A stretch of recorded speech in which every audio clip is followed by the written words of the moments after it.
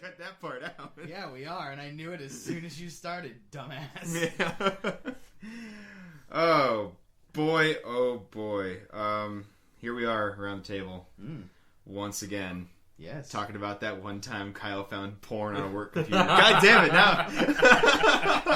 Well, now It happened. Now I know what I'm going to keep referencing all night. But it's like, from what I hear, like, this guy was kind of a weird guy. It's just like, he would kind of just stay at the office overnight watching his porn. Playing WoW and shit. Like, he would just fucking find an MMO, download it to his work computer, and then just stay there and play it. Oh god, I don't know anybody like that. I'm thinking... You Yeah, know, but you know what I'm talking about. Yeah, no, I'm immediate. Yeah. We knew a guy like that because he didn't have internet. He had bad internet at place. his home, so man. And But yeah, I found on his computer was also just like, oh, he was playing Lord of the Rings online. Good for you. So he has bad taste in MMO and great taste in porn. the best. Only the finest pornography makes it onto my work computer.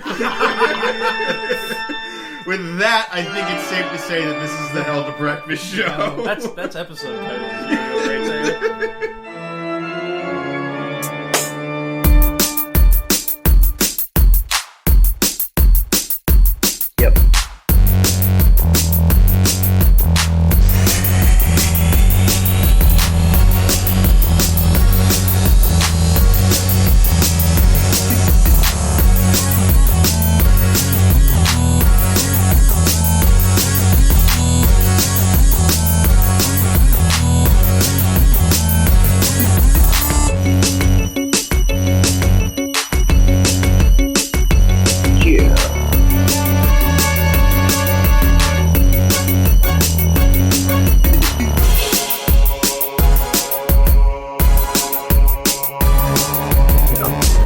Let's take care of some serious business time before we get rolling tonight. That's enough to start drinking. Go on. Yes, well, we want to thank all of our Patreon patrons who patronize the Patreon. Oh, that's me. Yeah. Thank you, Kyle. October is just about over, but you can get on the bus to be a November patron and get all kinds of fun extras like art, and we should come up with some kind of podcast extra to throw on there. That would be fun. Maybe they can listen to the outtakes of us being terrible. Yeah, I keep promising the uncensored take, but you really don't want that No. though. Like, you really don't. It's pretty bad. I would like it.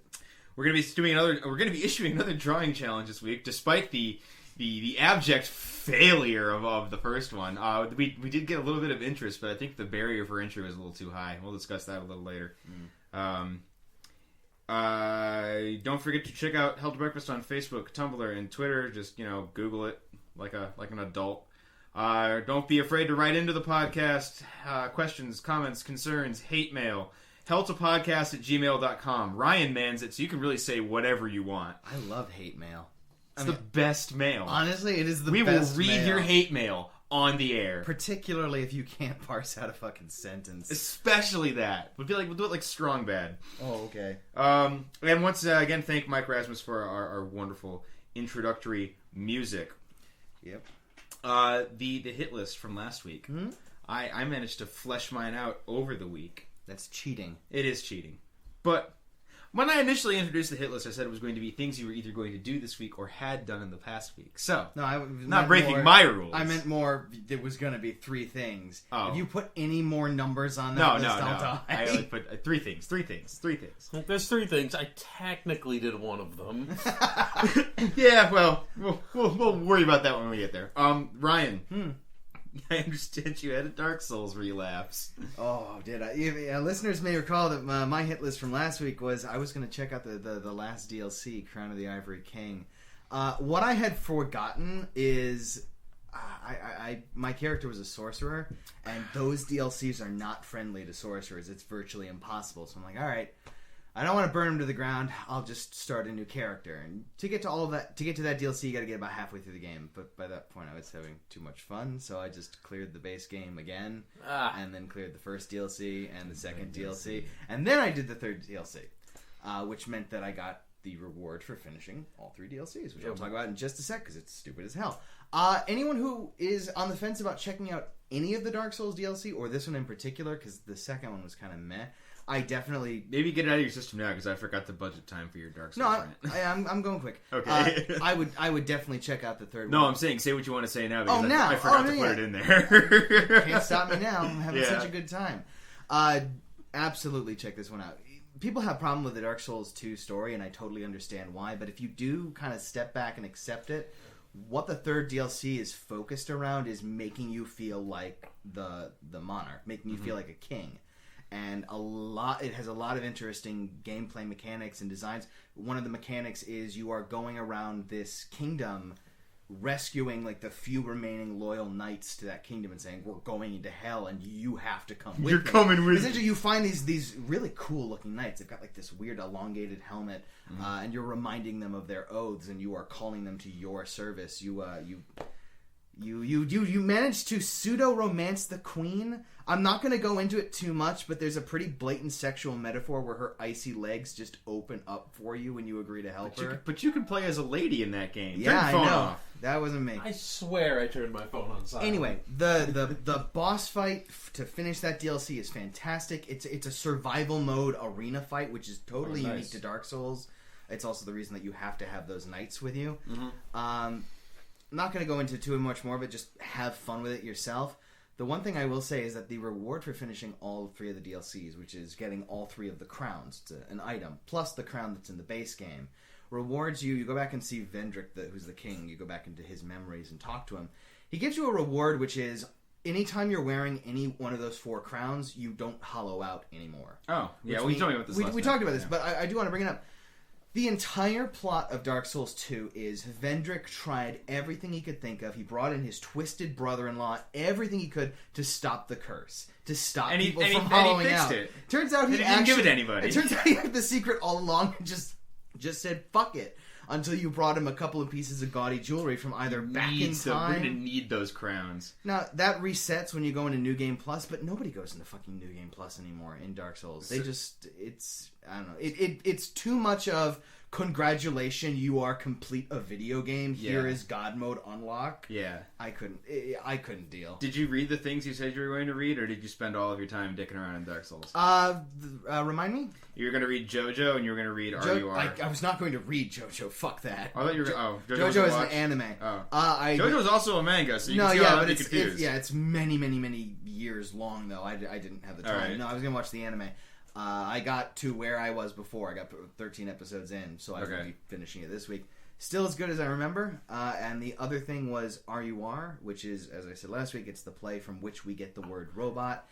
That was a really solid play. I can't really say much more than that, except it was written in 1922. It was the one that gave us the word robot, and it's an iRobot story. Yeah. Like, from the very beginning, that was what that narrative device was for. Perhaps perhaps that is something we should all read. That is, it's a quick read. Either that or it was. I enjoyed reading enough that there is another play on my hit list this week, which is easier and quicker to read, which you might also enjoy. We'll get to that. I had already played The Wolf Among Us episode 2 at last week's podcast, but now Kyle's played it this week as well. So we're talking about that a little bit later. I think something else. I also forgot to budget into the. Well, whatever. I did a shit job making the. We can just do it when we hit my hit list. That's true. I got maybe about 100 pages further in American Gods. That book really drew me in for the first half, and not so much second half. You and I have very different tastes when it comes to it. Like, I actually like my second acts to be quieter than my first acts. Well, I'm having some trouble getting through this second act, but we'll slog through it this week. And then the thing, I didn't have a third thing. I think I had some art shit written down, but I kind of accidentally ended up playing through a good chunk of Metroid Fusion. So that was a lot of fun. Oh, that game's so good. It's my first time playing through it, and I'm enjoying it. Have you ever beaten any other Metroid games? I think you beat Prime, right? I beat Prime, yeah. Did you ever get that power bomb? No, I never got the fucking power bomb. Fuck that room. Oh, God. Fucking straight to hell. No. Bullshit. So how far through are you right now? I'm fighting the big spider. I didn't play. Oh God, that fucking spider, dude! That is a roadblock boss. That boss can be tough. Yeah, I think I beat it on my second try. I think you're a douchebag. Well, all I remember is your advice was morph ball and hide in the corner, and I don't think he can get you. So I did that, and he immediately picked me up and in his. You were in the corner he was in. Yeah, honestly, I do remember like you can avoid most of them with Morph Ball. Yeah. I don't remember specifically, but I remember that being a thing. That, and he's only vulnerable when he opens his big fucking mouth. Like everybody else in that game. Put the foot in it. The foot is a missile. I wish that was Adam Malkovich's weakness in Other M.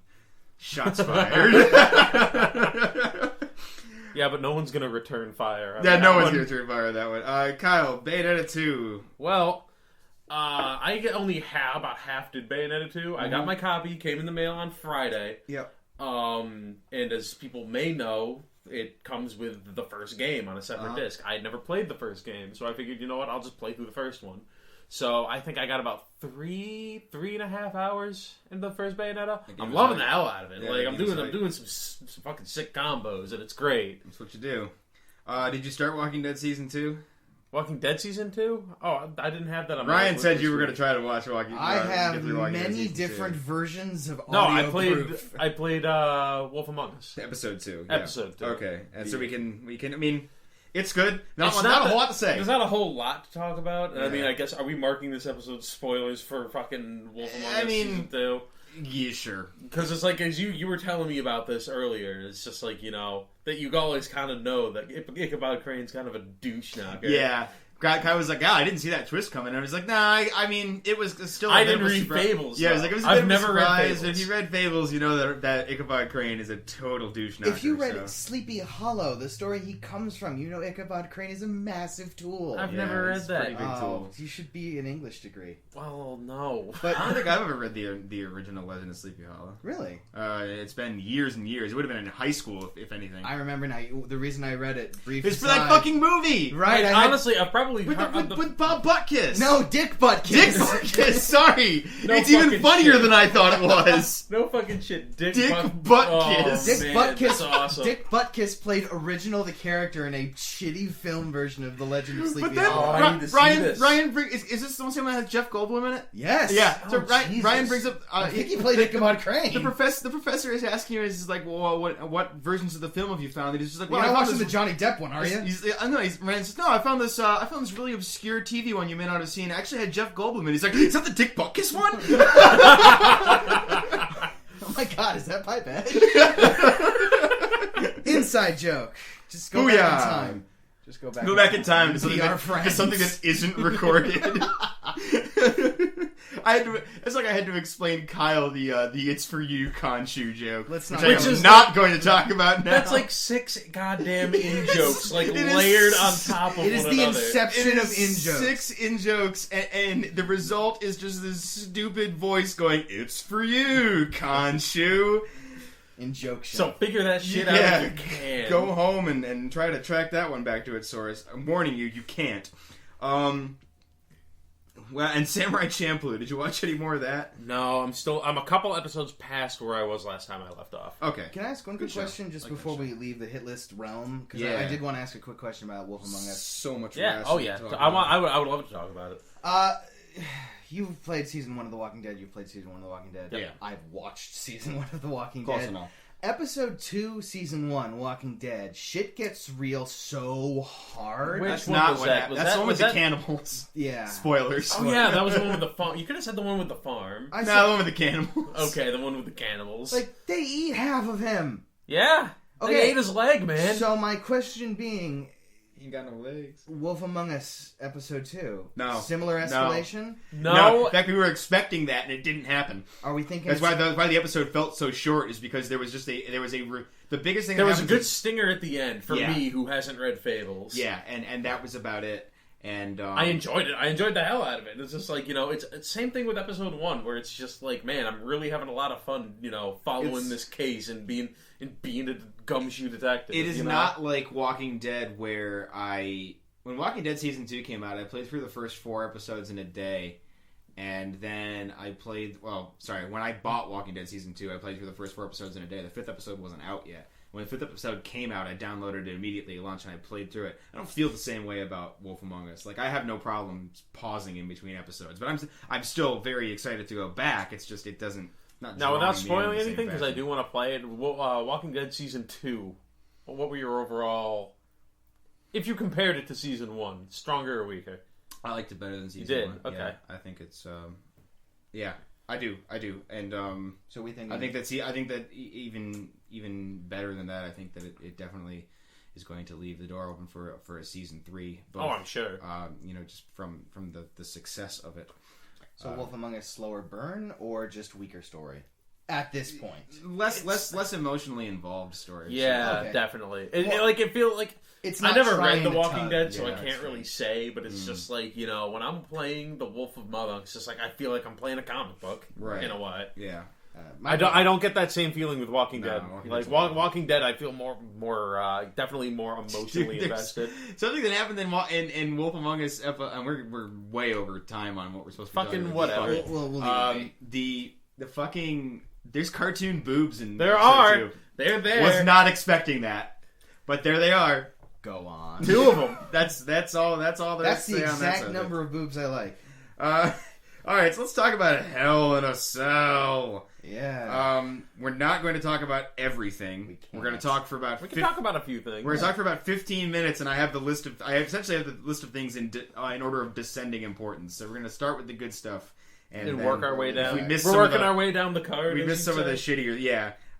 So the first thing we need to say, Dean Ambrose, first thing I want to say, Dean Ambrose, Seth Rollins, and Bray Wyatt, I think are like, along with Daniel Bryan, but he's not around, so it's tough to count him in there. These are your young megastars, people who are asking, where's the up and coming young talent? I mean, It's even, right there. even guys like Dolph Ziggler are in the Yeah. mix. Like, he's more mid card. They're not top. Like Dolph Ziggler and Cesaro, those guys are great, but they're not top of the card material yet. I mean, I think they could be there. I think they could but- be, but when- the top of the card is Lonely place. Yeah. when people are bitching, and I'm frequently one of them, that John Cena and Randy Orton and Kane and are old guys spoiling everything. I think Kane last did night, ruin everything. Kane did ruin everything last night, but it was funny. It's true. To that now I say it's like I watched a pay-per-view where the main event involved 3 young up and comers who have been on the main brand for just a little over a year. Yeah. And that's exciting, especially when we were expecting the main event to be Cena Orton. That's what they said it would be, but then I don't know how soon before the pay-per-view they swapped them, but they let Dean Ambrose and Seth Rollins close out the show, and I really appreciated it. You know what it was? It was probably when they decided to do the Bray Wyatt bit at the end. They said we need to have this at the end of the show. Yeah, it was good to have Bray Wyatt back. But it's good. It's back. good to have him Good to have him back. fighting Dean Ambrose. I mean, that's fine. Like, here's my thing with this ending. Like, I mean, of course, the internet as a whole is collectively bitching about the way it ended, and it's one of those things where it's Do they want mostly a satisfying Rollins because defeat? they wanted the they wanted wanted to the- blow they off want- the feud. They wanted it to be a satisfying conclusion to the feud. Oh, I see. And it's just like, I can see where you're coming from, but it's just like, when you think about it, Hell in a Cell is a more minor pay-per-view. Yeah, And it's like, I feel like they're going to save it for Survivor Series or maybe even TLC. Yeah, I mean, we were going back and forth last night. Although how they're going to work Bray Wyatt in, I really don't know. This is- Like this that's is- why I want to catch the opening segment tonight if we can. we are still in the doldrums of the PPVs, so there's not a. I mean, SummerSlam was only 2 months ago. Yeah, that's why we're right in the middle of the doldrums of the PvPs. Between, Well, the next one's, between SummerSlam and Royal Rumble, it's like, Survivor Series, I guess. Survivor Series is coming But- up.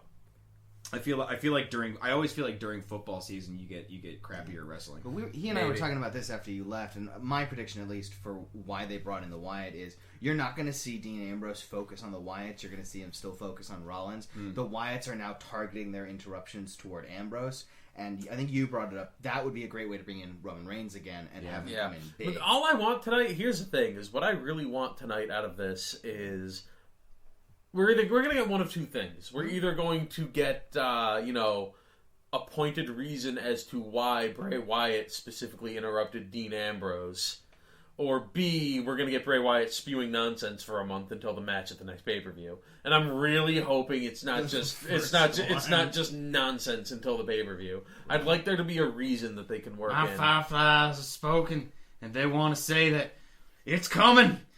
the great beast of the underneath the earth and the sheep mask, and I have this child. This child will come to you, and he will sing. See, but here's one thing. Here's one thing that I liked. He's just going to a radio. One thing that I liked about what they did with Bray Wyatt at the end, though, is it went supernatural, which I like. Yeah, it's not just Bray Wyatt got a weird children's. I'm wearing a blacksmith apron for no discernible reason. It's for killing. That way you would need a butcher's apron for that. It's the same thing. So anyway, but basically I'm just saying I hope they make it worthwhile. I do too. Like, I hope they make it an actual thing rather than, I don't know how we're going to bring Bray Wyatt back. Distraction finish. I make fun, but I am glad that Bray Wyatt is back. I have missed him. We can talk about it. I mean, the match itself, Ambrose and Rollins, was good. It was good. It was a good send-off for because you told me this last night. Hell in a Cell, this was the last Hell in a Cell pay-per-view. Hell in a Cell pay-per-view. The Hell in a Cell match, I believe, will still be a thing. But it was a fine send off. You can't, and I actually missed it last night. I believe it was Dean Ambrose did a flying elbow, which is a Mick Foley maneuver. But Cage Side said it this morning. You just can't do a Hell in a Cell match correctly in PG era. Yeah, I read that same thing. Dean Ambrose and Seth Rollins did about as good as you possibly could do, but nobody's going to come off the top of the cage anymore. Nobody's going through the cage anymore. Blood is not allowed anymore. That's a thing that, I was thinking about this in the car today, where it's just I understand with the PG rating you don't want to have the blood everywhere, but I still feel like it's something you could totally use at the right time. I think that it's less the appearance of the blood and more the principle, the fact that everybody knows that they're cutting themselves.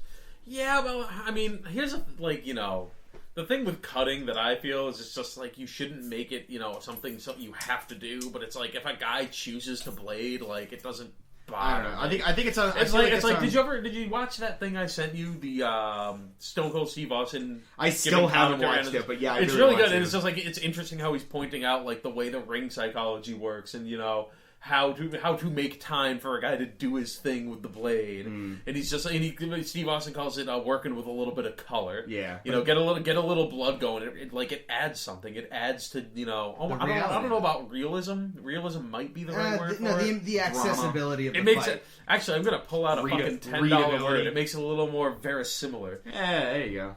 Sure. The point you bring up though is you cannot make it optional. Because then you immediately get into a situation of, I don't know, Dean Ambrose is willing to blade. Maybe we'll put him in the main event. It's like it's a business. It's like steroids. They got to take a hardline stance on it. You know? Well, no, I like steroids.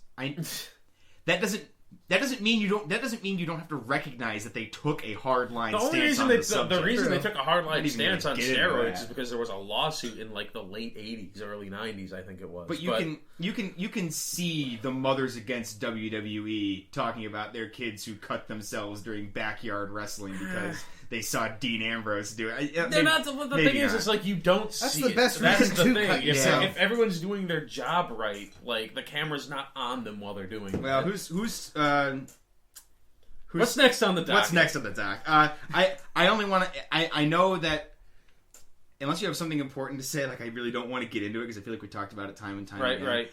Only thing I want to say about John Cena is, by God, I'm just so fucking tired of you. I'm just so fucking tired of your big stupid face.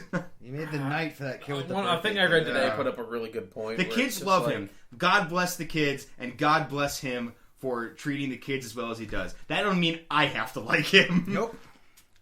Oh God, the whole thing where it's just they're trying to sell Hell in a Cell as a big violent thing. You probably read this today. Yeah. They're trying to sell this as a big violent thing, the most violent match they can think of, and it's just John Cena just went out and did his whole thing, giving his headbands to the kids. Yeah. Although the Cena patented shoulder tackle into the RKO was pretty high. Yeah, that was pretty good. No, that whole match was just a regular match inside with a cage around it. Yeah, Hell in a Cell 2014 in a nutshell. You had the Dean Ambrose Rollins and then the Wyatt fight, and everything else was a Raw that you paid for. So let's just move right on from that. So a couple great things happened in the Rusev match. Two things. One was Chokeslam for America. Yes. And the other was Big Look Show. at the announcers doing their job. No, the other was that Big Show gave it up, and I thought that was that's appropriate. Rusev's not ready to lose yet, at least not to the Big Show.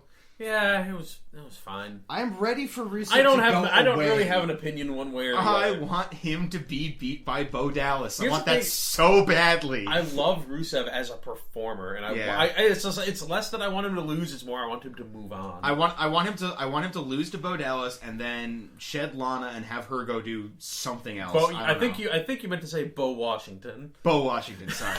Bo Washington. Oh my God, Bo Dallas last night. So close Oh to my terrible. God, the cheapest heat. You mean so close to amazing? Fuck you, that would have been nightmare The PR. cheapest heat. Ebola Dallas. Oh my God. They didn't do it. They did to not their do it. credit, they didn't do it. They did but not if do they Ebola did, it Dallas. would have been. Oh, You know it got brought up unbelievable. in the writer's room. And you Probably. know all of the other writers cringe. Yeah. So why didn't The Miz beat Sheamus for the United States Championship? Why? Just why? I mean, He came to play, damn it. I don't Why know. wouldn't they let him play? It's one of those things where it's like maybe they'll use it in the future as fuel for the inevitable breakup of Mizdow. Damien Sandow was absolutely incredible in that match. Oh my God, he was the best part of it. Maybe that's why they had him lose, because Yeah. Damien Mizdow is far more entertaining to watch when he's mirroring getting the shit hits, kicked yeah. out of him. When he was my on favorite part, the when he ropes, was on yeah. the ropes. How would it sell like Did Big you Daddy catch Yum that Yum? when No, yeah, I was there. with the beats, Yeah. and then fucking Sandow's just on the ropes doing this. It was awesome. Yeah. How to sell like Big How to Daddy sell like Yum Big Daddy Yum. Yum Yum. AJ and Paige put on a by the books match like It was they fine. always do. It was fine. It was that was a Raw match that you paid for on a PPV. Yeah, it was. You know, I always enjoy watching their matches, but these are two people that I'm kind of getting tired of seeing together. and I think they're gonna move him on here. Yeah. I don't know. I think because Black Ring now gear Ryan's creepy sexual advances towards Paige aside, these are two Ryan's people gonna be one of I'm those getting tired people. Like, have you seen like the prices for like Paige merch that was like worn by her is going my for on the God. internet? Oh my it's God. not okay. Wait, hold on. You mean I can't just go to one of those weird vending machines that's just full of Paige ring gear? I'm gonna go. Like in the Nippon? I'm gonna search on the internet tonight. I'm gonna find that Ryan has started up a DeviantArt page that is just filtered pictures of Paige with flaming angel wings. One angel wing, one devil wing. Oh, sorry. I'm classy. And then with the one red eye. And then just in papyrus font on the bottom just says "Tear the stars out of the sky."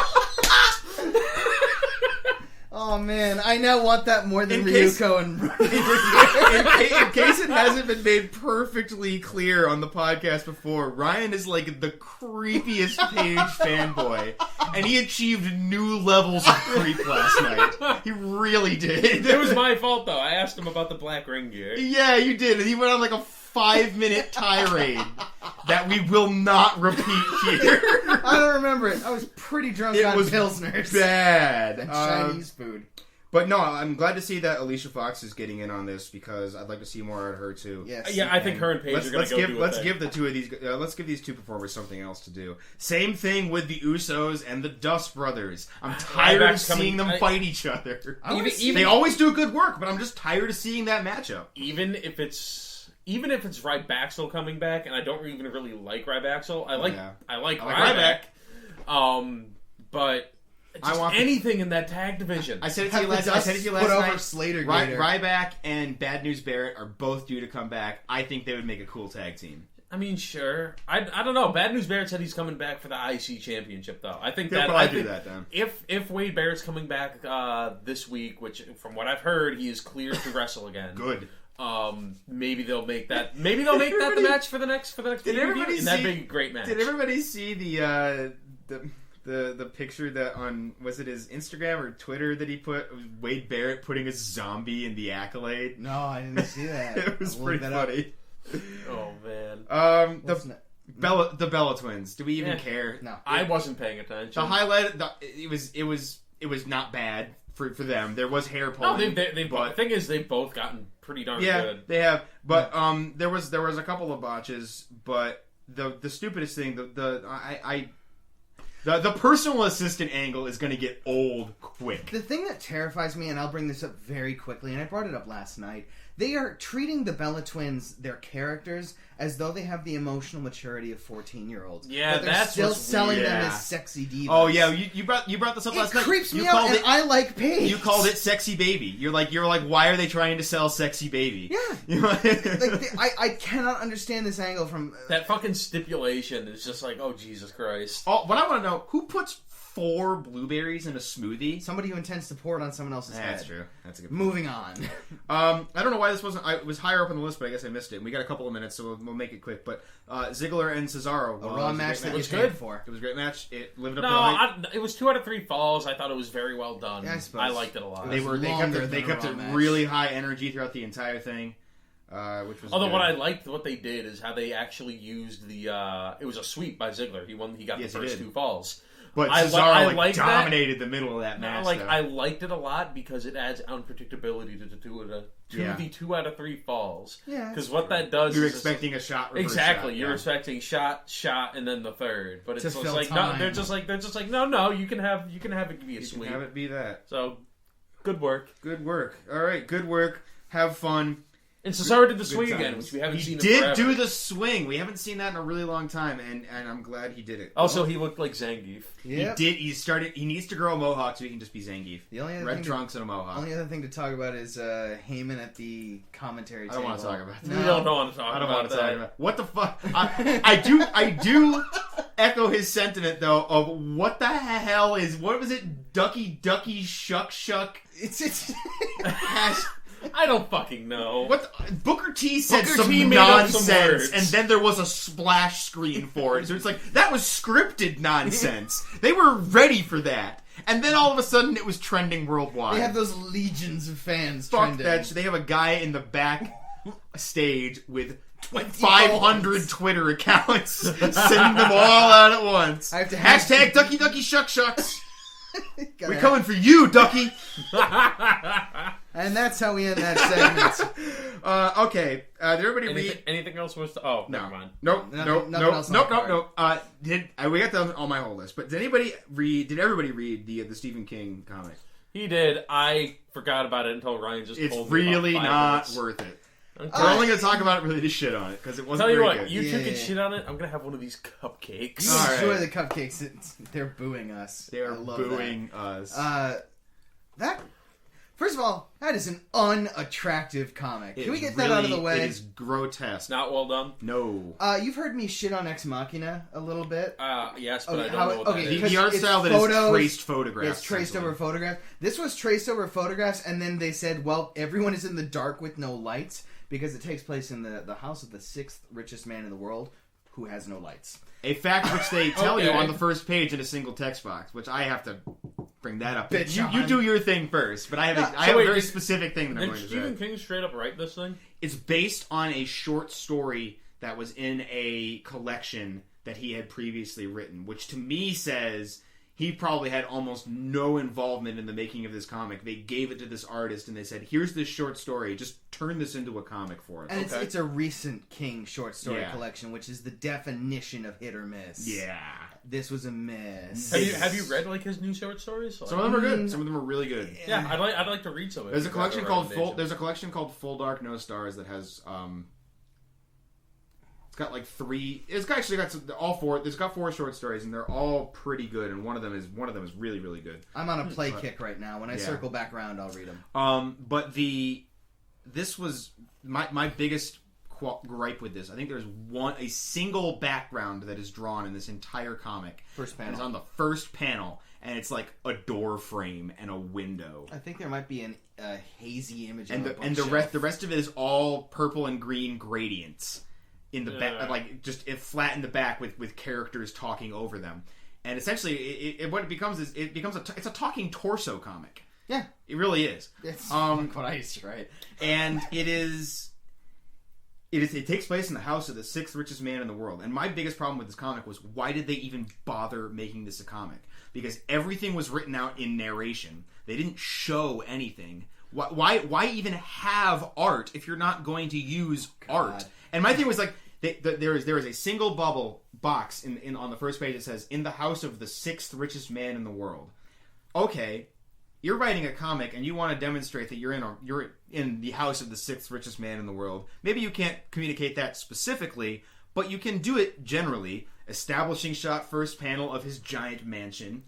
The guy is bedridden, so okay, you're going to keep it to one room, but maybe it's like an opulent study, and here's some, bookshelves and works of art and things that can be reduced to reduced feature things, so you can just show that you're still where your general position in the room is. You can show that you're well off at the very least. And to instead put in no background art and no establishing shots and just say, hey, we're in this billionaire's house. Have fun, kids. It's like, why even bother drawing a comic? Yeah, if this was a movie, you could totally have it hang on a shelf of like a framed Forbes magazine with him on it. Yeah, exactly. Yep. But and there's a time and there's a place and there's a reason for minimalist art styles. This is not it. This was lazy. Because now with this specifically or this kind of thing, you have to justify why the fuck you're drawing it, and they didn't. Well, I mean, when you think about like the Frank Miller talking heads in The Dark Knight Returns, the reasoning behind that's an exposition dump. Yeah, that is an exposition dump, and the reason they even give a reasoning behind it is it's somebody watching TV. Yeah, and so it's just a little square of the newscaster. This is not that kind of situation. It reminds me so fucking much of the graphic novel version of Do Androids Dream of Electric I don't even Sleep. think we said the name of this comic. The name of this is oh shit. This is The Little Green God of Agony by Stephen King and Dennis Calero, and we have really nothing but bad things to say about it. Your climactic scene was a clusterfuck. Oh yeah, that was the other thing. It's just to hit the last point. It's barely readable. The final scene, we mean. No, I'm talking about there are readability issues in the comic itself. Bubble placement is sketchy at best. For me, it was more that they introduced like 3 female characters, and I wasn't able to keep any of them apart because they are traced over photos and then shadow filters. Wait, there are 3 female characters? Yes, there's only 2. There's the cook, the housekeeper, and Kat, the nurse. I was certain that the cook and the housekeeper were the same person. Almost certain they're not, but we could both be wrong. Who knows? But yeah, the last page is a double page spread, and it is the biggest clusterfuck I have ever seen in a I guess I have to call it a professional setting because this is. Part of it is because it was on the web, but no, that's got nothing to do with it. Well, no, because if it was in print, that would be 2 pages. No, it would be 2 pages, but still, it's supposed to read like one big image, and the panels are all placed haphazardly in no discernible, and it's supposed to be communicating an aura of chaos or a chaotic atmosphere, and it fails to do that. It just looks sloppy, and you don't know what order to read the speech bubbles in. The end of the comic is just like, it's over. Yeah, Kyle, you've used MS Paint, it's over now. Right? You remember the spray paint tool in MS Paint? That thing that just makes the shitty pixel dots? There's like 12 panels that are just black with gray pixel dots on it. And someone talking and they don't denote who it is. And it's not ambiguous, it's just poor conveyance. That's all it is. So, all right. Because you are definitely supposed to know who is speaking that last line. But fuck if I know. So, Scary Weeaboo comic with the jump scare remains scariest webcomic. Yeah, we didn't even get all the way through it, and it remains scariest webcomic. I still never even read it. Don't! It's too spooky. Now we're gonna put it on the main screen next time we're at your house. Oh, too spooky. Watch me shit out my Chinese food. All right, we don't need to talk anymore. Do you have anything else? No. We hit our points. We hit our points. Okay. All right. Fuck that noise. So we watched a lot of movies this week. Did we? Oh God, yes, we did. We talked about Shaun of the Dead on last week's podcast because we watched it on Sunday. But we're not talking about Fearless this week because we're still gearing up for our Halloween. This is our last spooky show. Even though we've been doing a pretty shitty job of talking about spooky things, but we watched. No, there's some scary white men in that movie. We watched Event. In Fearless. Oh yeah, some scary handlebar mustaches. There are some scary handlebar mustaches. But Event Horizon was what we watched this week. And Event Horizon. What a blast that movie is! You can't see it, but we're all grinning ear to ear. Event Horizon: Chekhov's spikes. They never really get impaled on those spikes. So many people fell from the ceiling of that room, and nobody got impaled on the spikes. I have never seen it. Right now. We're talking about the engine room in Event Horizon, which is with the big hell portal. The coolest fucking room in the movie. I have never seen such a clear indication of that is why the movie was made and nothing else. The set design in that movie is so inconsistent. Good. Made by 3 people who refuse to talk to each other. It was 3 brothers who all hated each other since birth. Yeah, each of those individual 3 ships is pretty solid in design. No, I mean like the 3. It's a shame that they're all supposed to be one ship. No, the Event Horizon is 3. No, that's what I meant. It's 3 ships that are one ship. But what a movie. Sam Neill reprising his role as the dinosaur scientist. This is Paul W.S. Anderson, who is the same genius behind the Resident Evil franchise.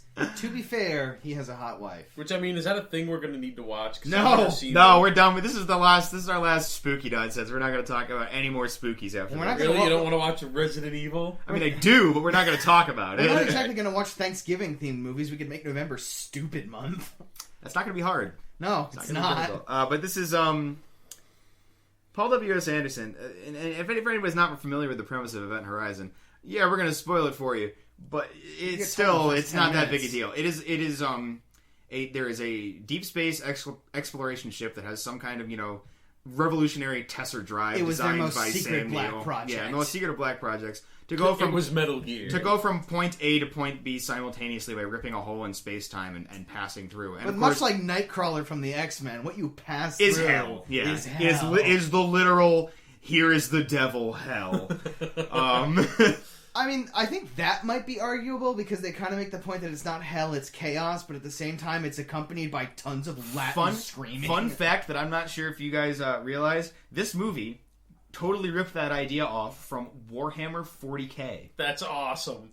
That is the idea behind the warp is the source of all chaos and demons in Warhammer and in Warhammer 40k. And in Warhammer 40k, their faster than light travel is done by phasing into the warp and then flying to your destination in a fraction of a second and then leaving the warp. And if you spend too long in there, demons possess you, and that's where you get the Chaos Space Marines. It is really the exact premise of this. Well, Paul W.S. Anderson has... awesome. And they came up with it 10 years earlier, so there's no way that you can... No, like I said, W.S. Anderson, he seems to have made a career out of ripping off things from nerds and realizing they're not going to do anything about it. Yeah, I mean, really. But that movie is a slow burn and also boring. I brought up the point, I think, on the topic sheet that I don't understand why that movie is as boring as it is. Like, it's stupid fun, but at the same time, nothing happens, and I figured out why. It's because if you look at how that plot is constructed, it is everyone does nothing, and then a jump scare, and then everyone gathers in a central hub, and they talk, and then they are ordered to go out and do nothing again. There's no visible sign of progress. Yeah. Black guy, go fix the ship. We're not going to see you for another 45 minutes. Can we just briefly address how awesome he is? How the jive-talking black guy named DJ made it through the whole movie. Yeah. So way to reinforce every negative stereotype, and then just pull back at the last second. You know? Yeah, because like let's make the most offensive black character we possibly can, and then we'll kill. You know what? We won't kill him. Yeah, he faces down death in deep space. Not only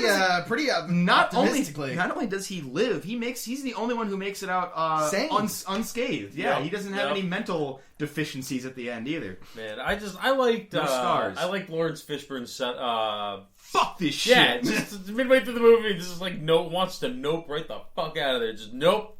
Fuck this shit. Most reasonable reaction anyone has ever had in a horror movie. Exactly. Ever. We're gonna leave. We're gonna blow it up. Fuck this ship. You can't do that. I'm gonna continue to trust you. I am home. Now let me rip out my eyes, and then they'll get stitched up, and then I'll have eyes again. Don't worry about the eyes. Where we're going, we won't need eyes. There's a lot of eye shit that happens in that movie. Eyes are the window to the soul. Okay, sure. We'll go with that. Yeah, no. He had a makeup guy who's like, I'm pretty good at doing eye sockets. Really? Well, then we're not gonna make and that. Then a CG guy came in and was just like, I can do a really good empty eye socket. Really? Have you guys talked? Match made in heaven. I'd like you to meet the actor playing DJ. We're gonna rip out his. You know what? No. No. Bring in Sam. Bring in the other woman. Samuel, come here. You should have died in Jurassic Park. We're gonna rectify that right now with hell. No, dumb fun and that fucking engine room in which someone goddamn falls and does not get impaled on the Why does it look like that? That was all over the road. That was a gruesome fall scene, though. Like her leg And it wasn't on one of the spikes. Hey, give me one of those. You can have this one. Event I'm actually going to drop those outside. Event Horizon's engine room joins my list of things like the character of Vicious in Cowboy Bebop. Like, what series of events led to this being okay? Why would people hire Vicious with his fucking buzzard? Why would anyone in the U.S. government, or whatever, the world government, whatever the fuck they are, build an engine room that looks like that? Just to address Vicious for a second, I'd like to introduce you to our new hire. What's his name? Vicious. Oh, you must be Vicious. Yes. I don't know if I've ever watched the sub of Cowboy Bebop. I actually don't know what Vicious sounds like. What I want to know is if in that series they pronounce his name as Vicious. Probably. You're probably right. That's. Oh, wait, hold on. Did we bring it up? Was Event Horizon's engine room designed by Clive Barker, or did I just insist that throughout the whole film? No. We said it. We saw shades of Hellraiser, and then you asked who did Hellraiser, and that was Clive Barker. That was not the engine room that inspired that. That was the design behind Sam Neill's Hellform. With all the cuts and shit and the no eyes. That looked like Hellraiser. It was paced like. You mean Pinhead? The name of the guy. I know. I'm thinking of Pinhead, but I'm just kind of saying Hellraiser in general. That aesthetic came into play in one room of the ship. So we were going to. But no. One thing before we finish talking about this. This movie, I think we can all agree, is not a very good movie. No, it's bad. No, it's not good. Yeah, but we enjoyed watching it, and I want to. This is like 1997. This is really like the golden age of enjoyable crappy sci-fi, and it's like where did we lose our way on this? Remember when crappy sci-fi movies were not only watchable but still very enjoyable? I feel this is like now, and I'm comparing this to always #Sharknado. I don't like those movies. They're not fun to watch. I think it's the caliber of the actors they were able to get. Yeah, because I honestly, Laurence Fishbourne is a big name. And he's a good actor. I really do feel like there are now more... Sam Neill, too. There are more safeguards in place to prevent actors from taking truly bad roles. Unless they have no other choice. Yeah. Actually, you see... what's his face? Plus they've gotten lower budget. Just had an action movie come out. Or I don't know if it's an action movie. Fuck, Keanu Reeves. Yeah, what about him? Keanu Reeves apparently just had a movie come out and is doing like way better than expected. Oh, John Wick. Yeah, that's it. Yeah, I know nothing about it. I just read. I just read today that it's just like it's doing better than anyone. I would see it. You know, I like action. I like Keanu Reeves. I actually do really like Keanu Reeves. Keanu Reeves has a heart of gold. You went to the Day the Earth Stood Still remake as a date movie. I did. That movie was terrible. I'm saying I like him as a person. Why? His acting's. Because he gave all of the money he made on the Matrix movies to the special effects team. Really? Yep. That sounds like Cena. That's awesome. Hey! I will kick your chair over. We promise our listeners... Hell to breakfast, heel turn. We promised our listeners that for your hit list this week, you just kick me in the nuts. Remember that? Pucker up. Here it comes. That's not where I pucker. It will be. Oh, Christ.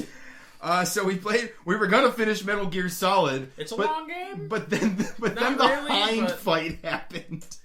You guys spent like it was an hour. I think it was closer to an hour and a half. I don't think it was an hour and a half. Fuck the Hinds. In all fairness, it was Kyle's fault. It was how was it my fault? Because you tried longer than I did. Kyle. I did. It took me 2 attempts. Ryan was trying to do it slow and steady. The first time that you tried to do it, Kyle, you tried to pull some fancy footwork, and you're like, let me do this. To be fair, I did get close on that. You did. I was on the killing blow, but then apparently I forgot what shoulder Solid Snake was holding the rocket launcher on. Because if Solid Snake was left-handed, I'd have killed the Hind, and we would have enjoyed a cinematic. It's funny. He's not, though. It is is should funny be. though. That is what got me playing Metroid Fusion this week, because when Ryan died the first time with the hind fight, I was like, well, we're gonna be here for a while. So I downloaded Fusion on my 3DS and it's like, I'm gonna get this going. You guys let me know when you're done. Of course, now that Kyle has shown me Metal Gear Solid 2... That's the thing, I wet his whistle for Metal Gear Solid 2. I'm And it's into just that. like, you can just tell that I'm gonna fucking actually game- want to play some of MGS2 because I feel like I might be a little bit better at It's it. an easy, Yeah. oh my god, it A lot of plays less so much controller nicer. snafus. Exactly. I mean, a lot of it is just because, hey, look, analog. Yeah. All right, so let's talk. And oh, hey, look, I can aim in first person. Let's talk about the art challenge. We didn't get any submissions for the art challenge this week, but I blame myself for that. I had a couple people who said they were interested in doing it, but then we of course said that the challenge is going to be to draw 5 cars, which I did, but apparently no one else was interested in doing that. That's a pretty stiff barrier of entry. Just be like, draw a car. No, we're not going to do cars anymore. What do you guys think the art challenge should be this week? Ryoko and maneuver gear. No! Fuck you, pay me! What if I pay our listeners instead? I'll bet they go for a cheaper rate. I bet you they do, but legitimate art challenge things now. Remember that page picture we were talking about? Not doing that either. What? Bugs? Yeah. Bugs. That's an interesting. How about a bug? Let's try to Let's not make it 5, but the reason I say bug is... No, you should draw. I just watched an episode of Samurai Champloo where they're betting on beetle fights. beetle. Why don't you fights. draw a fucking beetle fight? All right, so let's make it. Beetles are bugs tend to be segmented. They're composed of simple shapes. Let's make it a bug this week, and try to make it as detailed as you want, and really go in depth with it. But do a study of a bug. Now, the thing I actually learned a lot about drawing cars this week, and it was a pain in the ass, and I did hate almost every second of it. But I learned a lot about drawing cars, and it's that it a lot of what I got bogged down with drawing cars before is I try to get all the details right without thinking about the cohesive whole, and so it ends up just looking like a hot mess when I'm done. So it's not really a hot rod. You've got to start with with some very simple lines and shapes, and once you've got something that looks like a cohesive object, then start putting on some of the details and stuff. And it's really the same way you would do it with character art for a human being or for any other object. It's just for whatever reason I never made that connection before with a car, and with enough reference pictures. And just it comes together. imagine what it must be like. It's just like that's your job. Yeah, because there are people that do that. Yeah. Where it's just like they literally like draw concept art for a car, and that becomes a sculpture, and then I'm sorry. You mean the cool stuff? Yeah. Because when I heard you talking about it, I thought figure out how to draw things. No, I was immediately thinking of stuff I've heard about people who work above video game testing, but below the level of like video game designers. Okay. The interns whose job is, I need 3 lamps in every room on this floor. Your job is to model them. Yeah. So if your job is to model the 4 no, or 5 I'm talking about guys that pass, work for Ford Yeah. or whatever. And No, actually, they're design cool. cars. Yeah. The they go home with supermodels. But the one thing I do want to say about cars, and this was a difficult slog for me to get through this. And I did 2 finished ink drawings. And I did 3 sketches. Is what I ended up doing. I haven't seen them, by the way. I'd like to see I'll them. have to show them off. I'll post them up tomorrow. But the thing about drawing anything is like the only way you get good at drawing things that you don't know how to draw is to draw them, and it's a real pain in the ass. And the point of this particular exercise, it is like hands. But the point of this particular exercise was that we were taking something that is commonly overlooked in background images. I put out a comic. The comic I posted up today, Monday, has some cars in the background, so you can check those out. And I feel good about that. But Can we just talk about how I made up a car out of nowhere and apparently it was real? 1987 Thunderbird, yeah, it's not a Toyota. But Oh my god, I need to see a picture of the Homer. Is what I need. yeah, I did draw the Homer. I only did a sketch of the Homer, but yeah, I did do the Homer.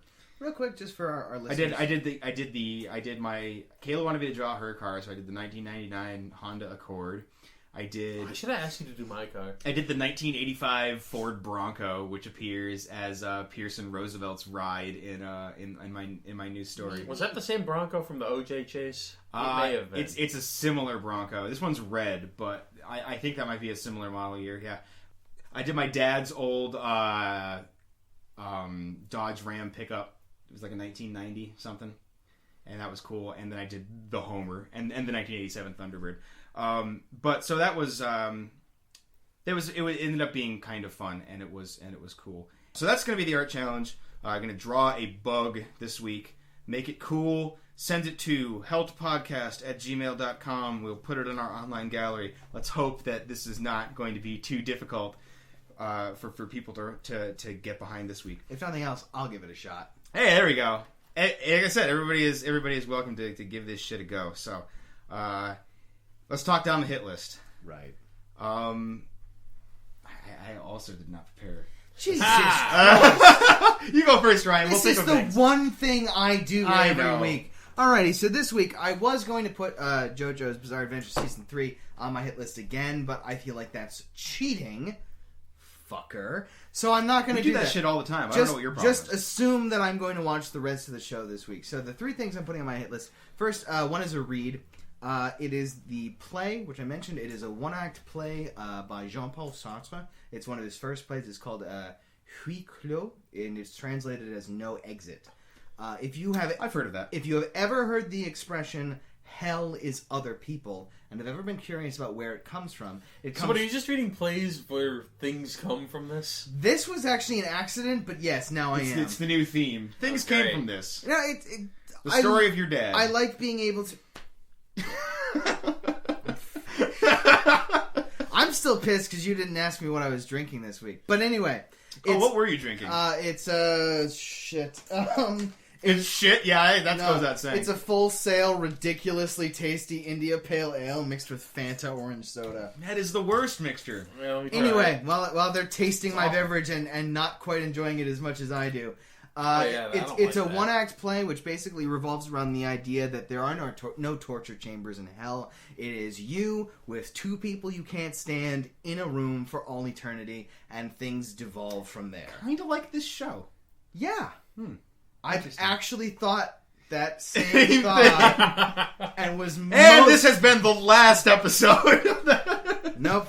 Well, nous continuons. Anyway, the other two items... Number two, the other two items... I recently, as in like 2 days ago, to my immense glee, and this is what let me kick my Dark Souls 2 habit, they released a Guilty Gear on Steam that isn't fucking Guilty Gear Isuka, which for those who aren't aware is a Guilty... It's the worst Guilty Gear. It's a Guilty Gear designed for 4 players where you have to manually turn. Oh, and it's a terrible port, too. It is a terrible port. It means that if you're playing one-on-one... And because there's 2 vertical planes, it becomes Guilty Gear grab ass. You can't play keep away because they just keep shifting planes on you like on a motherfucker. that topic. Speaking of grab ass, speaking of games with multiple players, you hear about the Hype Smash news? No, I didn't. YouTube, yeah. 8-man Smash is going to be a thing. What is? 8-player Smash. Wait, isn't Mewtwo coming back as well? Didn't I hear that? Yeah, but that's not important. I have not heard that. Oh, maybe I made that up. Oh man, 8-man Smash is a thing. I've been having a lot of weird dreams lately. There's a solid chance I dreamed that. Well, that's great. Now I can finally play with 7 of the friends I don't have on the game I don't own. Are we still going to get the new Guilty Gear? Oh yeah, I will buy it for you and play it on your system. Okay, anyway, I'm going to be playing a shit ton of that. I played like 2 hours of it today. It's so much fun. Okay. And the last item on my list is...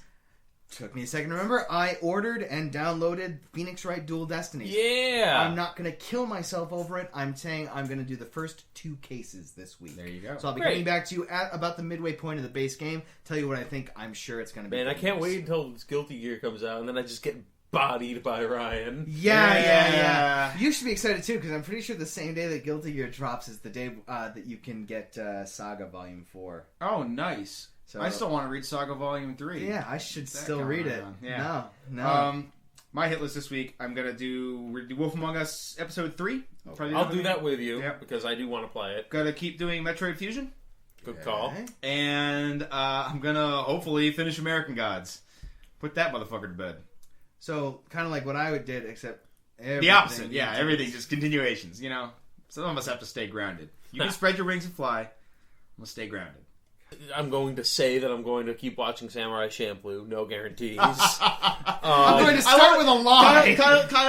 Kyle's hit list inevitably comes down to I did one thing and the other shit was just lip service. I'm glad he's owning up to it a week beforehand. Look, my hit list is basically 2 truths and a lie. There you go. Yeah, I just got to figure out which one is which. So I do want to keep watching that. I'm going to try to get to Wolf Among Us episode 3. I'd like to do that. Actually, one thing is I've been playing Destiny still, so it's like, that's where some of my time's been going. I'd like to try and go back and finish Metroid Prime 2 because I am like halfway through that game where I left off. Do you have the trilogy? I have the trilogy Can for Wii. Borrow that from you at some point when I'm done. Okay. Anyway, and I will need it back because that is a valuable game. I was gonna go buy it and I found out that it's like $200. Yeah, and I was like, okay. So splitting it down the middle. Bought it on release. Swing my big gamer dick. There you go. But splitting it down the middle, you're either gonna play some more Destiny or you're gonna play some more Bayonetta. One is going to happen, maybe both. It'll all. I do want to keep playing Bayonetta. I mean, it's basically a matter of, hey, what do I have time to do when I get home from work this week? Yeah, I'm in a similar boat, and that bothers me because my work used to be nothing. All right, to throw down our serious business time again before we wrap up. Good, because I need to pee. Yeah. Don't forget to check out the Hell to Breakfast on Patreon. I'm going to be reworking rewards and delivery stuff sometime soon, so you can all get a taste of the podcast behind the scenes in some capacity. If you join before December, you'll be eligible for the Naked Pictures Christmas package. And it's all Ryan all the time, so you've got a real treat coming your way. You ever seen an Irishman naked? I thought not. The Irish curse! Don't forget to check us out on Facebook, Twitter, Tumblr. Just Google that shit with Hell to Breakfast and you're sure to find it. And I swear to God, we're going to have an RSS feed soon. Yeah, real goddamn soon. We are on YouTube. 2 truths and a lie! There it is! We are on the YouTube now. This video this will be going up as a video on YouTube a little bit after the whenever I audio wake up, release. Whenever Ryan just slogs himself out of bed. Questions, comments, concerns, and hate mail to hell2podcast@gmail.com. No spaces. Hell2podcast. No numeral to it. It's HELLTO podcast@gmail.com. Good night. God bless. Yeah. I thought you were going to split Kyle's big gamer dick down the middle. That